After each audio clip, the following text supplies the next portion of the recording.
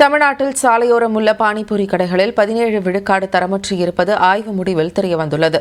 இதனை சரிசெய்ய உணவு பாதுகாப்புத்துறை மேற்கொண்டுள்ள முயற்சிகள் குறித்தும் பொதுமக்கள் பின்பற்ற வேண்டிய வழிமுறைகள் தொடர்பாகவும் நியூஸ் 18 தமிழ்நாடு தொலைக்காட்சிக்கு மாநில திட்டக்குழு உறுப்பினரும் மருத்துவருமான அமலோற்பவநாதன் அளித்த பிரத்யேக நேர்காணலை தற்போது பார்க்கலாம். இன்றைக்கி ஈவினிங் ஸ்நாக்ஸ் அப்படின்றது பானிபூரி தவிர்க்க முடியாதா இருக்குது. ஆனால் அது அன்சேஃபாக இருக்குது. 17 சாம்பிள்ஸ் 104 17 சாம்பிள்ஸ் அப்படின்றது சாப்பிட்றதுக்கு உகந்தது இல்லை அப்படின்னு சொல்லிட்டு ஃபுட் செக்யூரிட்டி டிபார்ட்மெண்ட் சொல்லியிருக்காங்க. இதனால் என்ன பாதிப்பு ஏற்படுது? இந்த சர்வே 70 பானிபூரியில் எடுத்ததில் கிட்டத்தட்ட 17% இன்ஃபெக்டடாக இருக்குன்றாங்க.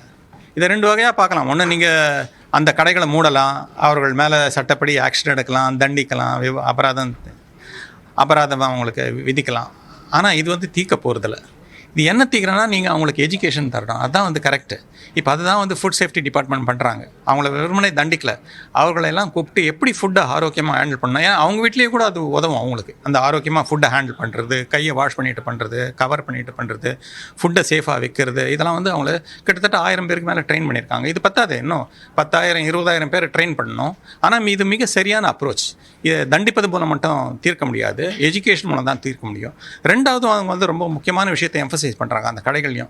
தயவு செய்து நிறைய ஆர்டிஃபிஷியல் கண்டாமினன்ட்ஸ் யூஸ் பண்ணாதீங்க, கலரிங் ஏஜென்ட்ஸ் யூஸ் பண்ணாதீங்க. அந்த மாதிரி பொருட்களை வாங்கி மக்களுக்கு சமையல் செய்து கொடுக்காதீங்க.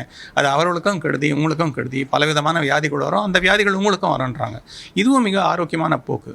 எல்லாத்தையும் நீங்கள் சட்டத்தால் மட்டும் தீர்த்த முடியாது, கல்வியினால் மட்டுமே எல்லாத்தையும் தீர்க்க முடியும். அதுக்கு இது ஒரு நல்ல உதாரணம். இப்போ அண்மை காலத்தில் பஞ்சு மிட்டாய், ஷவர்மா, எக் ரைஸ், பரோட்டா, இப்போ பானிபூரி, ஸோ வெகுஜன மக்கள் ரொம்ப ஈஸியாக போய் சாப்பிடக்கூடிய இந்த மாதிரி உணவுகளில் இன்னும் கூடுதல் கவனம் வேணுமா? ஃபுட் சேஃப்டி டிபார்ட்மெண்ட் கடந்து எல்லா அமைப்புகளும் அதனுடைய பாதுகாப்பு உறுதி செய்யறதுக்கு என்ன மாதிரியான வேலைகளை செய்ய வேண்டியது? ஒன்று, ஃபுட் சேஃப்டி டிபார்ட்மெண்ட் இந்த மாதிரி ரிப்பீட்டடாக சாம்பிள்ஸ் எடுக்கிறாங்க, அதை டெஸ்ட் பண்ணுறாங்க, எங்கே கண்டாமினேஷன் இருக்கோ அங்கெல்லாம் நிறுத்துகிறாங்க, அவர்களுக்கு கல்வி தராங்க, எஜுகேஷன் தராங்க, ட்ரைனிங் தராங்க.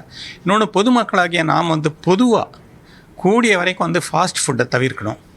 ஹைலி ரிஃபைன்டு ஃபுட், ரொம்ப பியூரிஃபைடு ஃபுட்டை சாப்பிட்றது தவிர்க்கணும். கூடிய வரைக்கும் ஹோம்மேட் ஃபுட் சாப்பிட்றது நல்லது. தவிர்க்க முடியாத சமயங்களில் நம்ம வெளியே சாப்பிடும்போது பாதுகாப்பான இடமான்றதை பார்த்து உறுதி செஞ்சுக்கிட்டு சாப்பிட்ணும். பொதுவாக அது முக்கியமாக சிறு குழந்தைகள், பள்ளிக்கு செல்லும் சிறுவர்கள், அவர்களை கூடிய வரைக்கும் அந்த மாதிரி ரிஃபைன்டு ஃபுட்ஸு, ரொம்ப ஸ்வீட் ஃபுட்ஸ் இதெல்லாம் சாப்பிட்றத நம்ம தவிர்க்கணும். அவங்களுக்கு அறிவுறுத்தணும்.